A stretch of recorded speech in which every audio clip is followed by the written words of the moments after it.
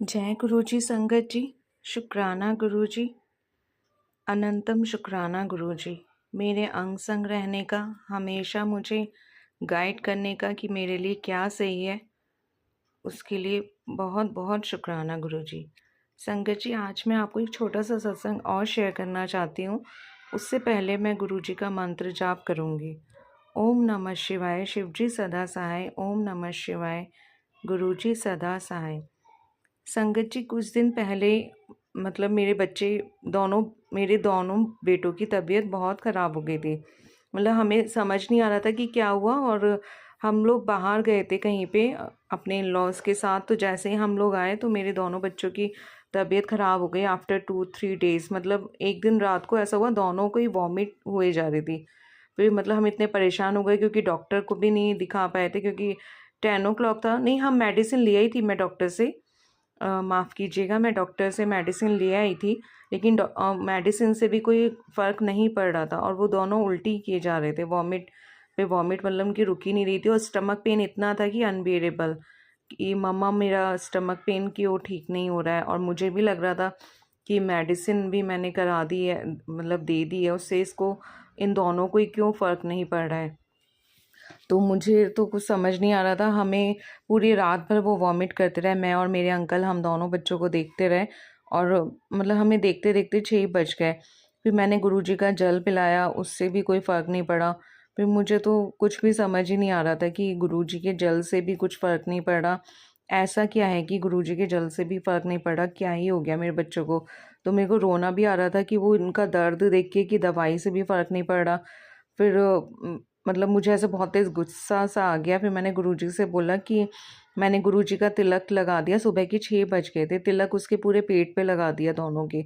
फिर भी वो बोले जा रहा, मम्मा मेरे दर्द हो रहा है। तो फिर मैंने कहा गुरुजी ये क्या है, मतलब ऐसी कौन सी चीज़ है जो आपसे भी बड़ी है। अगर किसी ने कुछ मेरे बच्चों को खिला दिया गलत से, या इनके ऊपर कुछ नेगेटिविटी है, तो आपसे भी बड़ी है वो नेगेटिविटी की।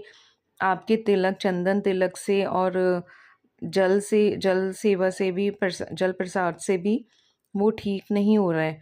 तो फिर पता नहीं क्या हुआ, मैं ये बोल के मैंने उसको चंदन लगाया था और उसने कहा मम्मा मेरा पेट सहलाते रहो। मैं पेट सहलाती रही, लेकिन पूरी रात हो गई थी, 6 बजे हम दोनों कब सो गए। ये बात मैं गुरुजी से बोल के, हम दोनों, मैं और मेरा बेटे, कब सो गए हम, मुझे पता नहीं चला। हम सुबह ही उठे। फिर जब हम दोनों को लेके गए तो उसके बाद से उनमें इम्प्रूव होना शुरू हो गया। मैं मंदिर लेके गई हनुमान जी के, उनको झाड़ा लगवाया, तो मतलब थोड़ा वो धीरे धीरे इम्प्रूव होने लगे।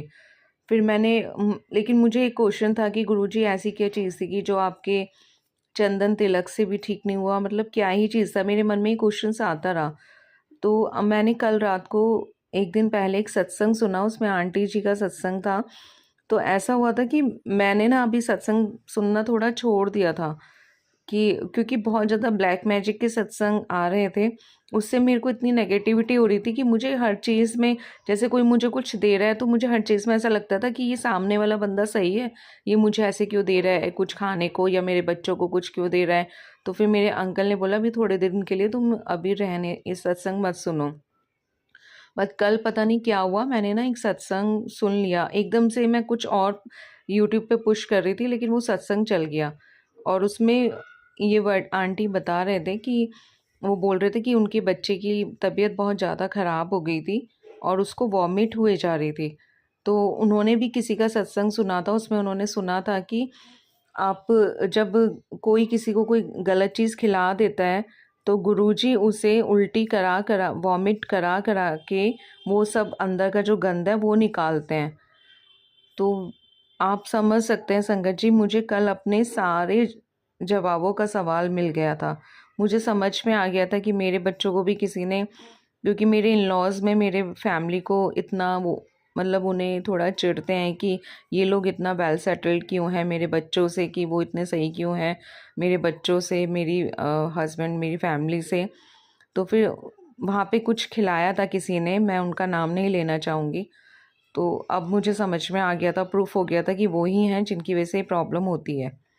फिर उन्होंने आंटी का सत्संग मैंने सुना, उसमें उन्होंने बोला कि मेरे बच्चे को किसी ने कुछ खिला दिया था। तो मैंने गुरुजी का सत्संग सुना था, उसमें वो वॉमिट कर करके ही वो सारा गंद जब तक निकाल नहीं देते तब तक वो वॉमिट होती रहती है।